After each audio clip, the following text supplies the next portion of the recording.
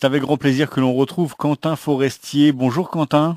Bonjour. Après avoir parlé de jeux de rôle avec vous pour évoquer Vivere et La Couvée, on va s'intéresser à un jeu de société, rien à voir, même si on retrouve des bestioles, mais des bestioles qui nous sont un peu plus connues puisqu'il s'agit de lapins. Et ce jeu s'appelle Love Season.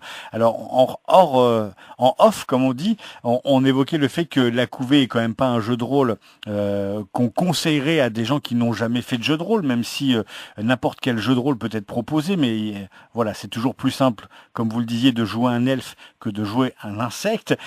Comment on passe de La Couvée à Love Season où on joue des petits lapins? Par le fruit du hasard et de rencontres entre personnes créatives, on va dire, trop créatives.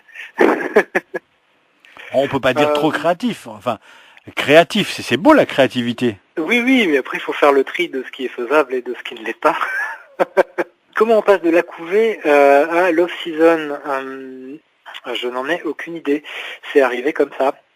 Suite après le visionnage de quelques dessins animés classiques comme Pépé le Putois par exemple, ou encore même Merlin l'Enchanteur, la scène des écureuils, tout ça a donné l'idée de départ qui est les mésaventures amoureuses des petits lapins et notamment d'interpréter un lapin qui en a marre de se faire courir après par les lapines à la saison des amours. Donc le but du jeu, ça va être de se retrouver dans son terrier, mais après un certain nombre d'actions. C'est-à-dire que c'est un jeu de course-poursuite, chaque joueur joue un lapin, mais pour gagner, il faut arriver à poser un certain nombre de cartes bons et finir par une carte terrier. Voilà, c'est ça. L'idée, c'est de marquer 6 points avec les cartes bons, donc de les placer devant soi, et de terminer avec un terrier. Ça, c'est pour la base. Le problème, c'est qu'on ne peut les poser qu'une par une, et qu'à chaque fois qu'on va poser une carte, les autres joueurs vont pouvoir réagir avec des cartes rouges, qui sont des cartes d'attaque, on va appeler ça comme ça, qui représentent les lapines, qui vous attrapent et vous empêchent d'avancer. Donc si un joueur vous envoie une carte rouge et que vous étiez en train d'avancer, vous ne pouvez plus avancer, vous êtes attrapé, elle vous câline, elle vous bloque, et il va falloir faire appel à la ruse pour s'échapper.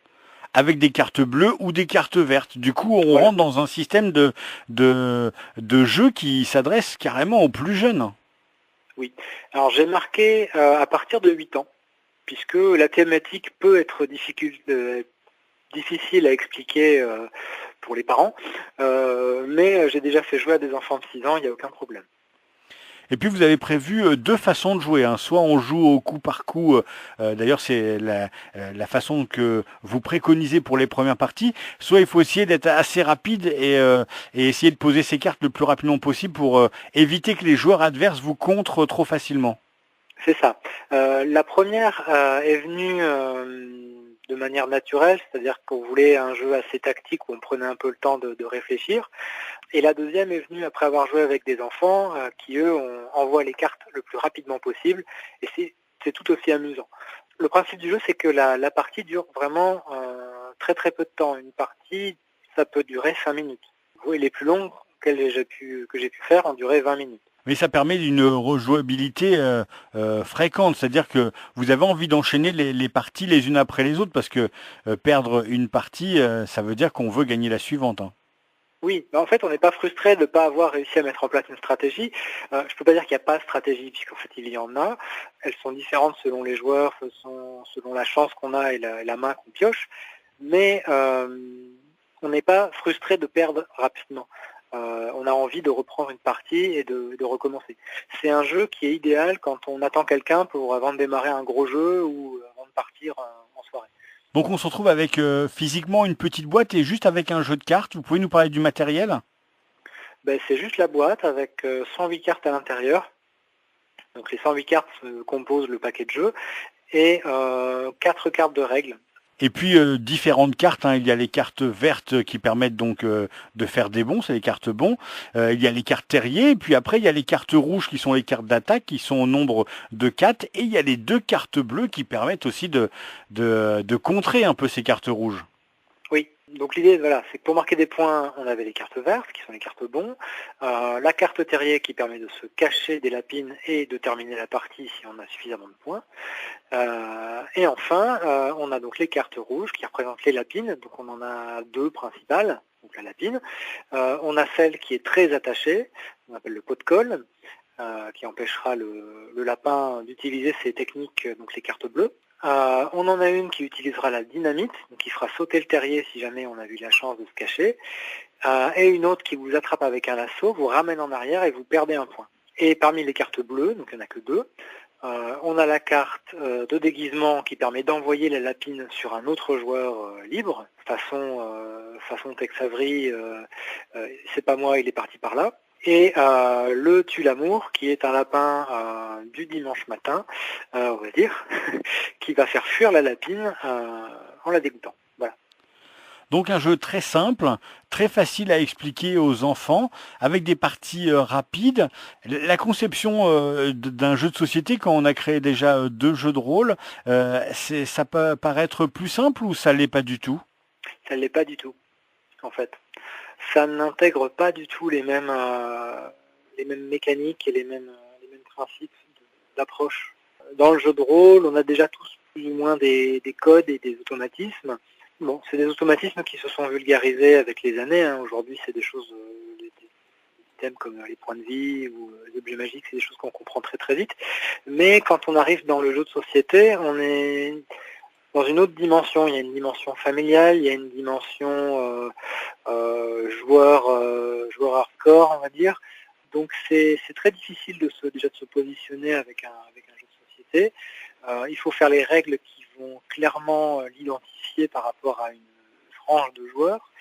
Donc il y a énormément de paramètres nouveaux qui existent aussi dans le jeu de rôle, mais qui sont déjà plus assimilés et déjà plus présents dans la pop culture. Le jeu de société, lui, je ne sais pas comment le décrire vraiment en fait, mais il n'a pas la même approche ludique en termes de conception par rapport à un jeu de rôle. Est-ce que ça vous a donné envie de recréer un autre jeu de société du coup? Ben, je ne pense pas en fait. Ah, dommage. Ben, disons que les circuits de production sont très différents, les circuits de distribution sont très différents aussi, et j'ai pas du tout eu les mêmes retours qu'avec des jeux de rôle en fait. La communication autour du projet se fait de manière très très différente et les réseaux n'ont rien à voir avec le jeu de rôle, et au final c'est peut-être même plus difficile de faire connaître un jeu de société qu'un jeu de rôle.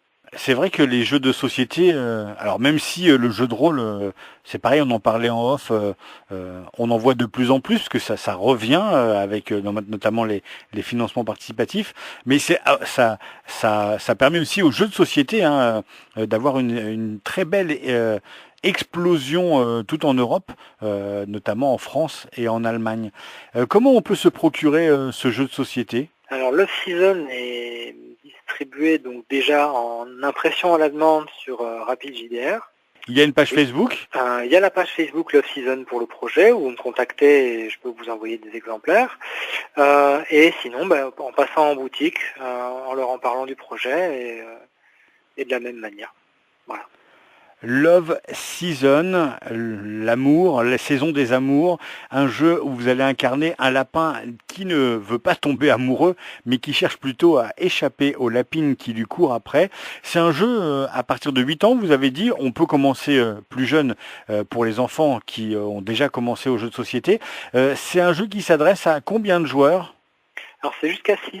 C'est plutôt pas mal, hein. Il y a beaucoup de jeux qui s'arrêtent à 4 ou 5 joueurs, 6 joueurs, ça permet de faire des parties très fun. Hein. Oui, oui, c'est le bazar complet. Love Season, il y a une page Facebook, je vous invite à aller jeter un coup d'œil. Les illustrations sont très réussies et très drôles, et justement, vous en parliez, font beaucoup penser à ces cartoons genre Tex Avery ou Bugs Bunny ou Pépé le Putois. Hein.